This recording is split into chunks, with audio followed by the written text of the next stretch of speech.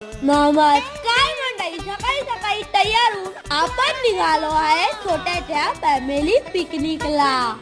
गाडी सोबत येऊन आपण बसलो जेट्टी मध्ये. काय व्ह्यू आहे. लहान भावाची जबाबदारी घ्यायला लागते ना. इथे राहून चेक केलं. कॅप्टन बरोबर चालणार आहे ना. थेट पोचलो मंदिरात. एक नंबर व्ह्यू. वाटेमध्ये स्वामी समर्थाचा अप्रतिम मठ होता. थोडा वेळ जपनाम केलं. मग केलं आपल्या मनाचं समाधान म्हणजे पेट पूजा.